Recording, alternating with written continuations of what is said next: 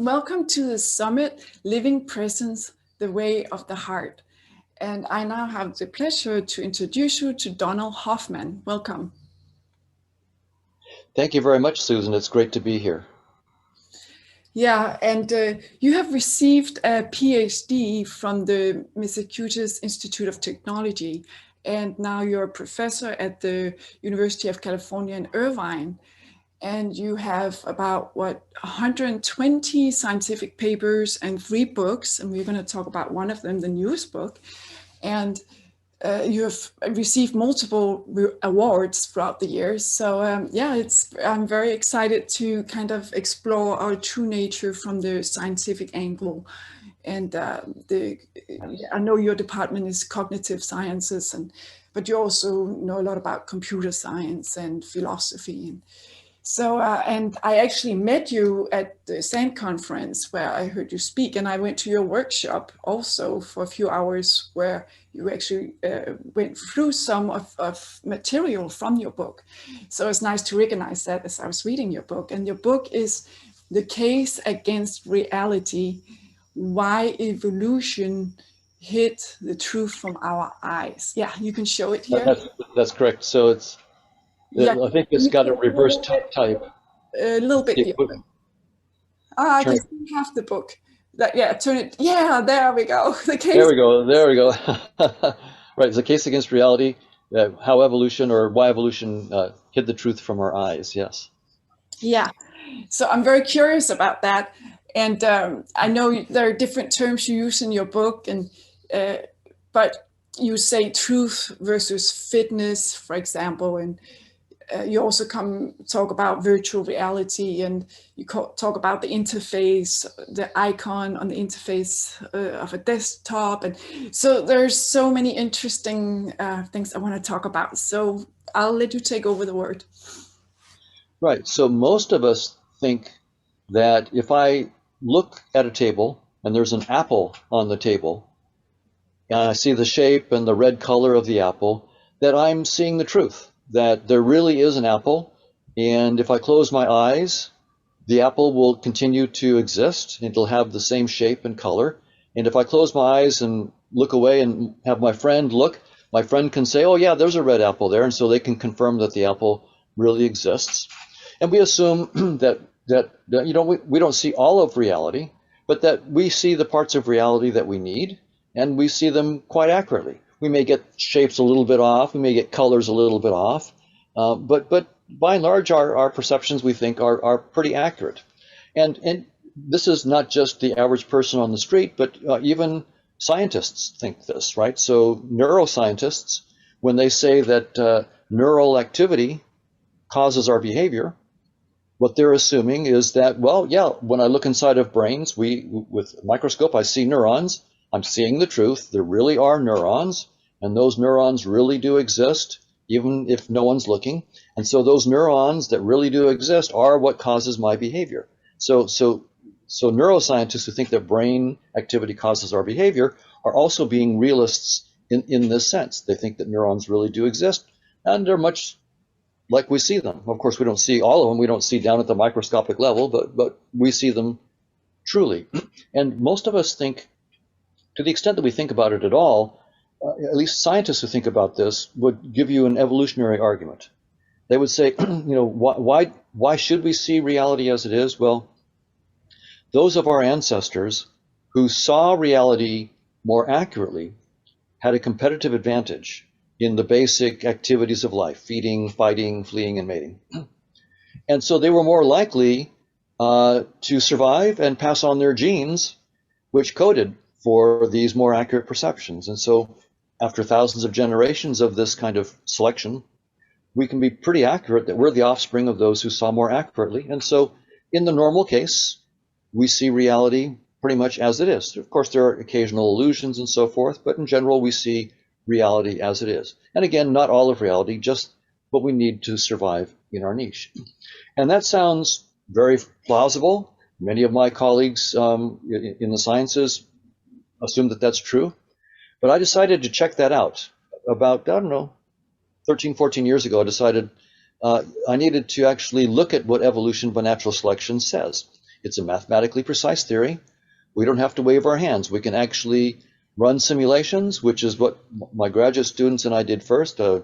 Brian Marion and Justin Mark ran some simulations. And then when the simulations looked pretty interesting, I went to a mathematician and he proved a theorem. And the bottom line is this: just the opposite of what we expected. Natural selection shapes the sensory systems of all organisms to never show any aspect of the truth.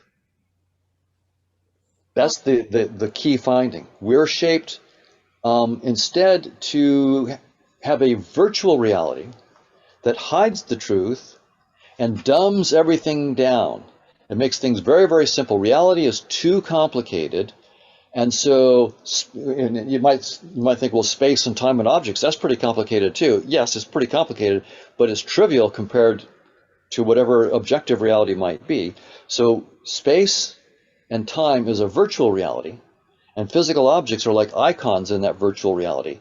And evolution shaped us with a virtual reality that lets us act in ways that help us to survive, but it hides the truth. So it's very much like a user interface on your computer desktop, right? If you're editing an email and the icon for your email is blue and rectangular in the middle of your screen, that doesn't mean that the email itself in your computer is blue and rectangular and in the middle of your computer, right? Anybody who thought that misunderstands the computer completely and the interface. The interface is not there to show you the reality of the computer, which would be the diodes and resistors and the voltages and magnetic fields. You pay good money for a user interface to hide the voltages and magnetic fields. If you had to toggle voltages to craft an email, your friends would never hear from you. So we have a user interface to hide the truth, to hide all that circuits and software, and give us just the tools we need to do what we want to do: edit a photo, make an email, and so forth. And so that's what evolution did. It gave us a user interface that hides the truth, because you don't need to know the truth. Just like you don't need to toggle voltages to write an email, you don't need to know the truth to stay alive. What you need is a user interface that guides adaptive behavior and hides the truth. So that's a real shock to our intuitions. We thought that I see an apple, that's because there is an apple. I see the moon we think is something that's existed for billions of years and will continue to exist when no one perceives it. And instead we're seeing from evolution that no, space and time themselves is just a data structure, and the moon is just an icon. We create the moon when we look, and we destroy it when we look away. Yeah, wow. That's just mind-blowing to think of. Really? Yes. And, yeah. But so it's like space-time is doomed, like yours. Yes. We always thought there was a space-time actually out there, and we are in this space-time, and we are in the world separate, but it's not like that, huh? That's right. So most of us think that space and time is the big stage that's been there for billions of years, and that we're latecomers on this big stage. So space-time is the fundamental stage, and we're little bit players that have come onto the stage just at the last few minutes in the whole span of history. We're a little blip at the last few minutes on the stage, and we'll disappear. But the stage has been there for billions of years, since the Big Bang, and will continue after we're gone. And what I'm saying is that contradicts evolution by natural selection. Evolution by natural selection makes it very, very clear that the very language of space and time is not the right language to describe reality. And the language of objects in space and time is not the right language. So it's not that we get the shape a little bit off, or the colors a little bit off, or the distances, our perception. It's that the language of space and time and objects and colors and motions and textures, that language could not possibly give a true description of reality. It's just the wrong language. Just like the language of the pixels on the desktop of your interface is the wrong language to describe the circuits and software in your computer. You couldn't do it using pixels. That's just the wrong language. So it's space-time is doomed, and it's not just evolution by natural selection which is saying that space-time is doomed. Physicists are saying this. Our best physical theories, when you bring gravity, Einstein's theory of gravity, general relativity, and quantum theory, quantum field theory, you bring them together, it turns out that space-time itself ceases to have any observables, any precise observables, anywhere in space-time. So space-time itself becomes only an emergent entity. It's not fundamental. And if you wish, I can explain a little more detail about that. But I'll just say that the physicists are saying this. Physicists such as Nima Arkhani Hamed, David Gross, and others have said this. So evolution by natural selection, Einstein's gravity, and quantum field theory are all, these are the like three pillars of modern science. And all of these pillars of modern science are telling us the same thing. The language of space and time and objects is the wrong language to describe objective reality. We need to look for a deeper reality beyond space and time, that then from that reality, space and time emerge. Yeah. So what is that deeper reality? Well, Well, I don't know, but as a scientist, I don't know anything, and even the scientific theories I don't believe. I use scientific theories because they're the best tools that we have, but I don't dogmatically believe any of the theories. But I don't want to use anything less than the best scientific theories because that's the state of our art. That's the best we can do right now. yeah. So the theory that I have about what's beyond space-time is just a theory, and of course I'm probably wrong. But the idea that I'm pursuing is that reality is a vast network of interacting consciousnesses that I call conscious agents. Where conscious agent is, for me, a technical term. It's actually mathematically precisely defined term. But intuitively, it's like a vast social network, like the Twitterverse, or like people on the internet, where you have all of these people interconnected and sending emails or sending texts or tweeting and following and so forth. So it's like this vast social network. And the idea then is that, what is space and time? Well, when you have a vast network of like the Twitterverse, right? There's tens of millions of users, billions of tweets. It would be impossible to read all the tweets or interact with all the millions of users. You just don't have time. So if you want to understand what's happening, in the Twitterverse, what's trending, what's going on, you need a visualization tool, right? We always use visualization tools to understand overwhelming social data, social network data. So I might have a nice virtual reality headset with small, icons, colorful icons, and these icons, based on their colors and shapes and what they're doing, I can see, what's trending in New York versus Los Angeles versus Seattle, or what's trending in all the United States versus China, or I could zoom in and see what a particular Twitter user is doing and then zoom back out. That's what you would want a good visualization tool to do. And so the idea is some conscious agents that we call human beings use space and time and physical objects as a virtual reality visualization tool that we use to interact with other conscious agents.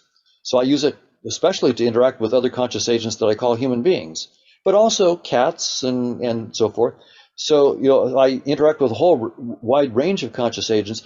Most conscious agents are invisible to me because my interface doesn't allow me to see them.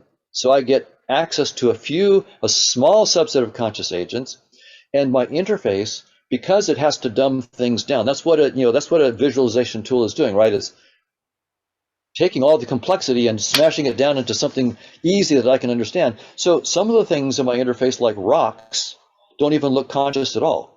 Now, it's not because I'm not interacting with consciousness, it's because my interface necessarily has to dumb things down so much in some cases that I don't even recognize consciousness at all. I'm just seeing very, very coarse representation. That's what an interface does. I'm not saying a rock is conscious. I'm saying that a rock is my symbol in my interface. It's a really stupid symbol, but it's the best symbol I come up with when I'm interacting with this vast network of conscious agents. And also, when I look at a person and I see their body is not their consciousness. The body that I see is something that I create. When I look at a person and then I look away, the body that I see disappears, but their consciousness doesn't disappear, right? Their consciousness is still there. When I look back, I then see my own symbol, because I'm now creating an icon that I call my body picture of them. And through that, I can see if they're smiling, I can see if they're happy, if they're sad, I can see that they're, a frown and so forth. So I can see something about their consciousness through my interface. But strictly speaking, the body that I see is not their consciousness, it's my symbol, but it is my portal into their consciousness. And so I'm not saying that anything in space and time is conscious. Nothing in space and time is conscious. Everything in space and time is just my visualization. The consciousness is beyond space and time. All of our consciousnesses are outside of space and time. So we are not little conscious agents in space and time. We are conscious agents that use space and time. We're the authors of space and time. That's our interface for interacting with other consciousnesses. So it turns the whole thing around. We're not little bit players on the pre-existing stage of space-time. We are the creators of space-time. Yeah, wow.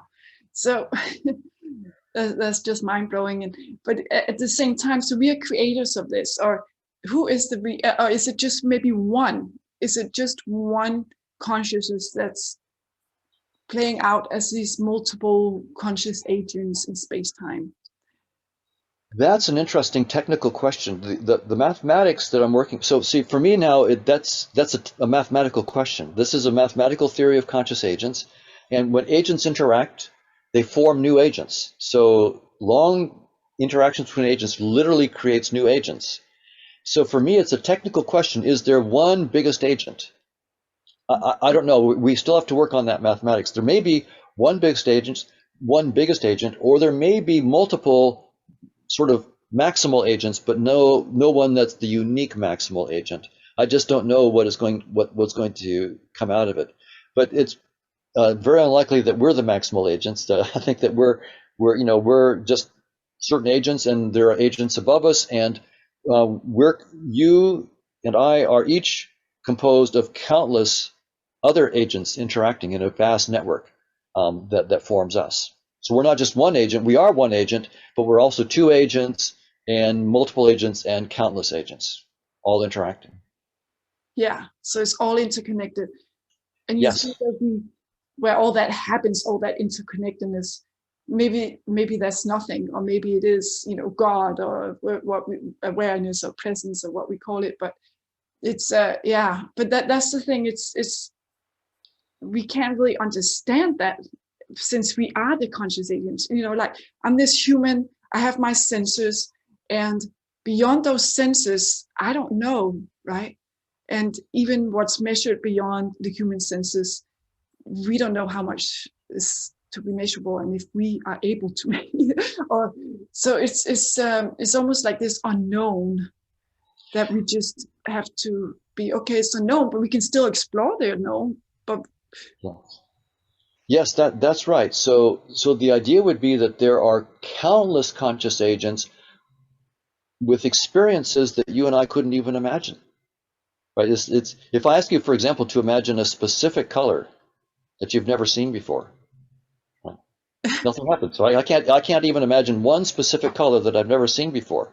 right, And yet I know that there, for example, we know that some women have 4 color receptors. Most of us have only 3. Some men only have 2, and a few only have 1. But some women have 4 color receptors, and there's good evidence that they have a whole new dimension of color experience that no man has ever had, and that I could not even concretely imagine. So these women are having experiences that Don Hoffman can't even concretely imagine, even if I try really hard. And that's just the tip of an iceberg. The idea would be that there are countless agents out there with forms of conscious experience that we can't even imagine. But the interesting thing is, we can nevertheless build a mathematical theory and study the dynamics. Now, of course, my theory is probably wrong. I don't, by the way, believe, as I mentioned, any scientific theories, right? I use them because they're the best tools that we have so far, and we should use the best tools that we have. But using the tools doesn't mean that you are dogmatic about the tools. Far from it. You don't want to be dogmatic about your tools because you want to get better tools as quickly as you can. So I use evolution by natural selection and physics theories, not because of the final word. They're the best word we have so far, and we're trying to get deeper theories. And so it's in that spirit that I'm proposing this theory of conscious agents, not because I'm right. I would bet against me, but I'm trying to be mathematically precise so that we can, first have a theory that's precise and testable, and second, so that we can find out precisely where it's wrong as quickly as we can. Yeah, yeah. And so religions, scriptures, they have also pointed to what's beyond our senses and who we actually are, our true nature. And it seems like they come from the experience, from kind of from within. They're not measuring out there, but it's like an inner happening that reveals it. What do you think about that? I think that we're at a very unique point in human history. The spiritual traditions for thousands of years have been saying to us space-time is not fundamental. There's something deeper than space-time, some form of consciousness that's deeper than space-time. The scientists for the last few centuries have been saying space-time is fundamental. They've been studying space-time. But what the scientists have had is the precise experiments and the precise math. But what they've been studying is not reality. They've been studying our headset, the virtual reality, the visualization tool. And what the scientists are now waking up to is when the physicists tell us that space-time is doomed, they're realizing that we've only been studying this headset. Space-time is just a headset. It's not the final reality. So we're at this really interesting point in human history. The spiritual traditions have been saying this for thousands of years, but they don't have the rigorous tools of experiments and mathematics. They do have the wonderful tool of inner exploration and meditation. Very, very powerful tools, but they lack the mathematical modeling and the kinds of experimental tests that scientists use. The scientists are now waking up to the fact that space-time is not fundamental. There's something deeper. By the way, most scientists are nowhere near the idea that consciousness is fundamental. Nowhere near. But the scientists have the right tools, right? Studying our headset was really important. We now have the right tools, and the scientific tools are powerful enough, I think, to go beyond space-time and to begin to model consciousness. That's what I'm trying to do with this theory of conscious agents. So we're at this point in human history where science and spirituality can work together to take the first rigorous steps beyond space-time in the exploration of consciousness. We've been exploring it through meditation and personal exploration. We can now augment that with the mathematical precision, the theories, and the tools of science. And so this is, I think, a watershed in human history where we can now begin to give spiritual ideas the same careful attention that we've given physical ideas. And what we find is when we give these ideas their real careful attention that they deserve, we really learn something new. Our notion of space itself has really evolved from Newton through Einstein to modern days by being very precise and saying, here's what I think space is, and we find out we're wrong, but we're wrong in interesting ways, and we develop a different and more rigorous notion of what space-time is. We can do the same thing with spiritual ideas. We can start to take them and say, what precisely do I mean by consciousness? What precisely do I mean by free will? Can I give a mathematical model? What do I mean by experience? What do I mean by transcendent experiences? What do I mean by God? Can we take these terms, which we've had for thousands of years, and begin to give them the attention that they deserve? The precise statement, the mathematically precise statement, the clean testing, so that we can then turn these ideas into mathematically precise theories that then become our teachers. could I give one just example of what I mean by this Yeah, oh, from yes, yep. science? Hmm. So Einstein in 1907 had what he called the happiest thought of his life. He was trying to understand gravity, and he realized that if he was in an elevator and there was a weighing scale that he was standing on to weigh himself, and the elevator all of a sudden was let to just drop in free fall, that he would be weightless. All of a sudden he would have no weight on the scale, and that he realized was the key idea that he needed to understand gravity. But now, but that's just an idea. It took Einstein 7 or 8 years of hard labor, learning new mathematics, sleepless nights, trying this formulation of the idea and that formulation, pulling his hair out. It was really rough on him, and he was Einstein. He was brilliant. He wasn't a dumb guy like me. He was really brilliant. It took him like 7 or 8 years to turn that important idea, to give it the attention it deserved, and finally make a mathematical statement of that idea. And so he finally published it, I think around 1915.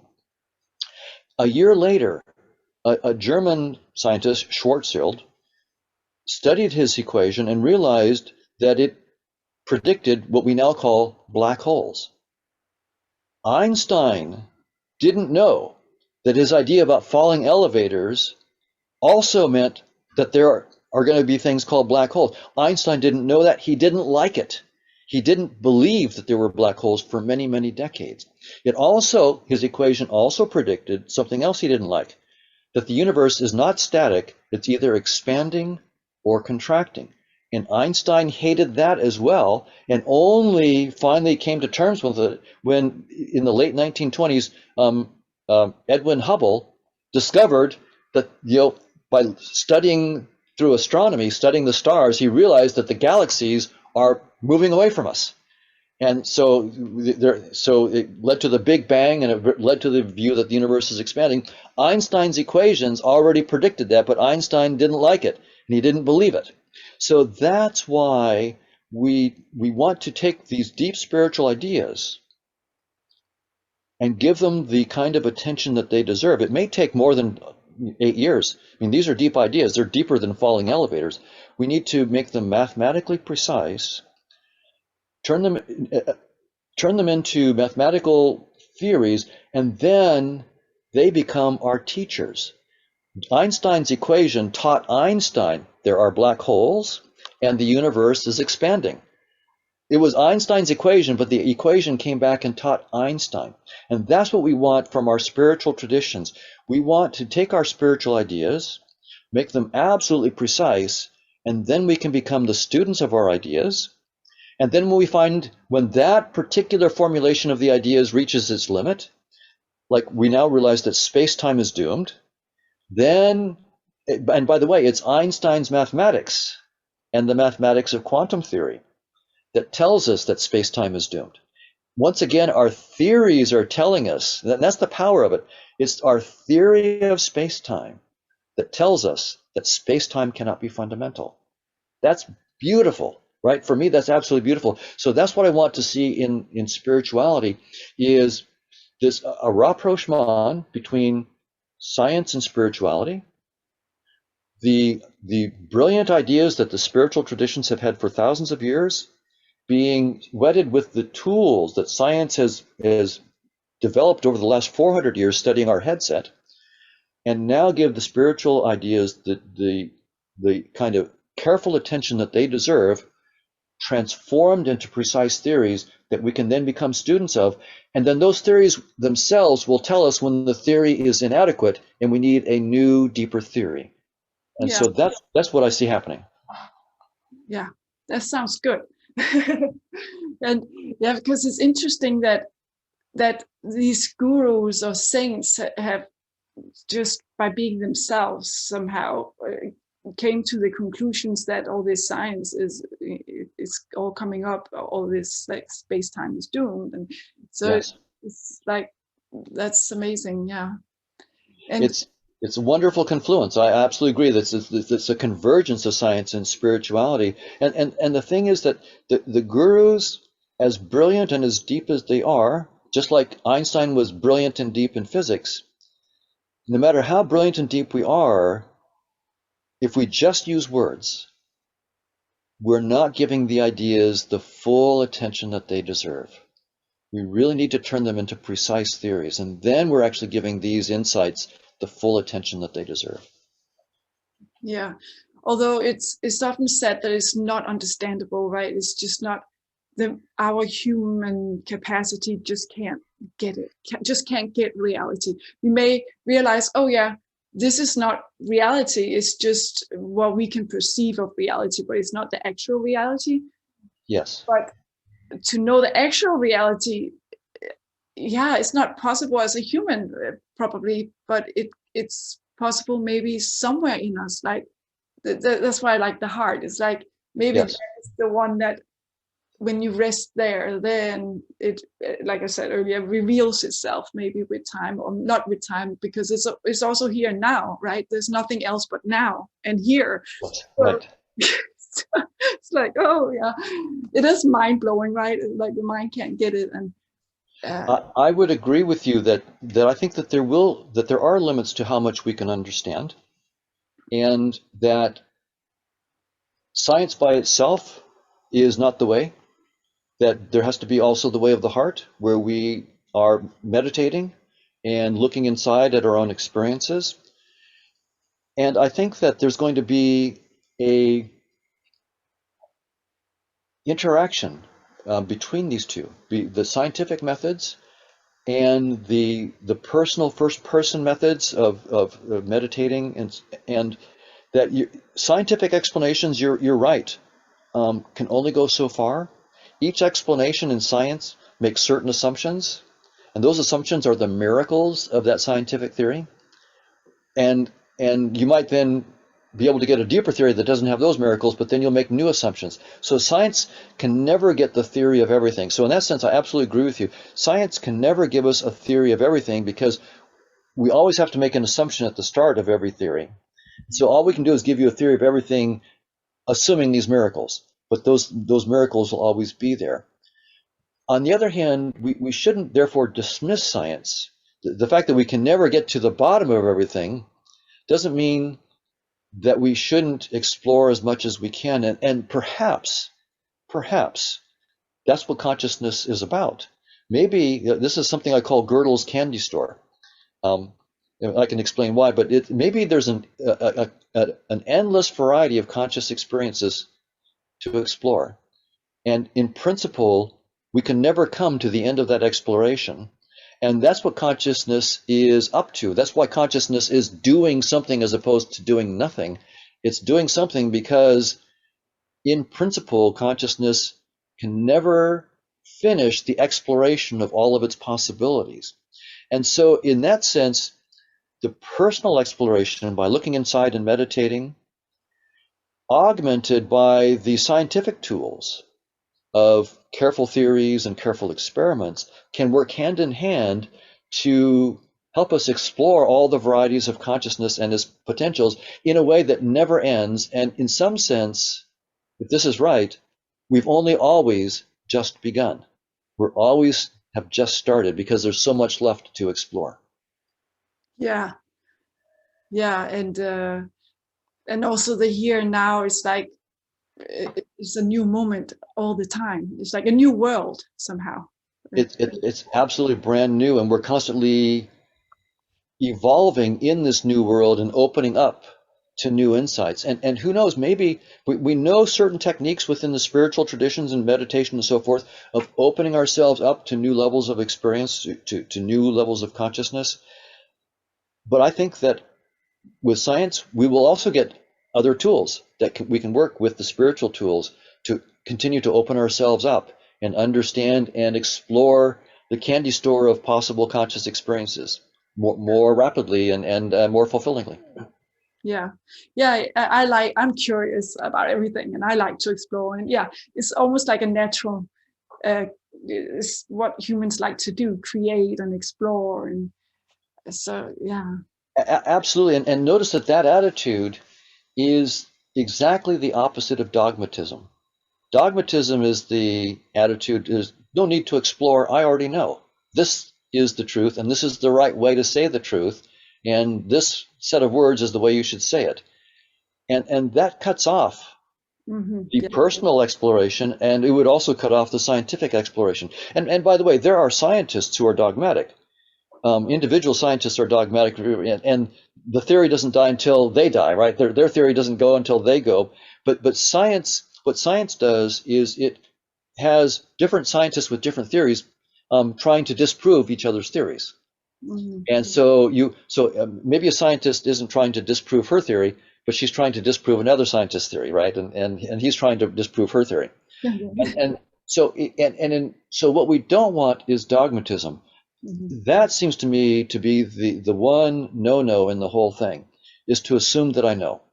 We Yeah. should just assume that our best ideas are the ideas of a toddler. We're just toddlers in the realm of consciousness. We're playing in the sandbox. No matter how advanced they seem, we just should, and that's the same thing that's true in science. Our best theories in science are just the baby beginning. And if we have that attitude and we just assume that we're wrong, of course we have to pay careful attention to the theories and the ideas that we have today, because that's what we've got. Not because they're right, but because we don't have anything better yet. So it's because we have to use the best tools so far that we pay careful attention to them, but then we try to go beyond them. And so in science and spirituality, dogmatism is the thing that kills this childish exuberance to go explore, and a sense of humility is what I think is really called for. That of course I'm a student of our best theories, and of course they're probably wrong, and I hope that I can help take the next step and see what the next new theory might be and the next new insight. But of course that won't be right either. We'll continue to always explore. Yeah. Yeah. It's that like that open heart to Yes. listen. Yeah. Yeah. So an open mind and open. There's a book by uh, a Christian mystic named Thomas Keating called "Open Mind, Open Heart," which is along that very, very line. Yes. Yeah. Yeah. Wow. Yeah. And then the world, although it's kind of like a virtual reality in a way, it's still, we should take it seriously, not literally, but seriously, like you write about in your book too, right? Because it's not like you can't just jump in front of a tiger and not be eaten. That's a very good point. And that's an objection that some people might have, or a confusion that they might have. If I say, look, that space and time isn't the fundamental reality, and physical objects are just, they're not the fundamental reality, they're just icons. And someone might say, well, look, if you think, the tiger, as you said, if you think the tiger is just an icon on your interface, why don't you go play with it? And after it beats you up a little bit, you'll know that it's real, and you should really pay attention to it. And and as you said, from an evolutionary point of view, right? So now I'm putting on the hat of evolutionary theory. What evolution by natural selection tells us quite clearly is that our senses evolved not to show us the truth, but to keep us alive long enough to reproduce. So we have to take our senses seriously. If I see a tiger, I'm not going to play with it. If I see a snake, I'm not going to play with it. If I see a cliff, I'm not going to jump off. I have to take my icons seriously, but that doesn't mean that we are entitled to take them literally. My icon for my email might be blue and rectangular and in the middle of my desktop. But that's not literally true of the email. The email is not literally blue and rectangular. But I do take that icon seriously. If I drag the icon to the trash can, I could lose my email. So I have to take my icon seriously, but not literally. And so that's what we have to do here, is I take my icons very, very seriously if I want to stay alive, but I don't take them literally if I listen to what our best scientific theories tell us. Our best scientific theories, evolution by natural selection, general relativity, and quantum field theory, all three are telling us with one voice that space-time is not fundamental. It's the wrong language to describe reality. It's just a user interface.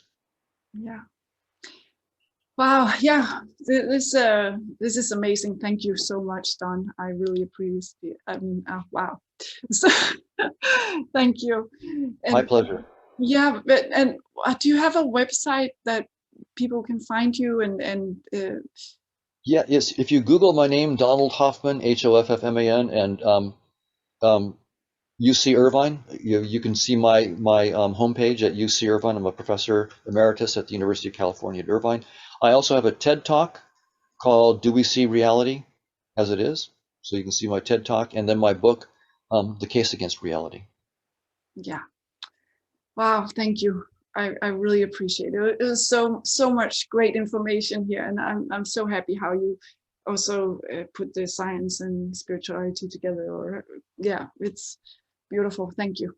Thank you, Susan. I really appreciate it, and I think this is going to be a fun exploration for our species. Yeah, yeah. Yes, exploration. Yeah, yeah. We'll have fun with it, and yeah, it's great. Life is great now. Thank you. Okay, thank you. Mhm.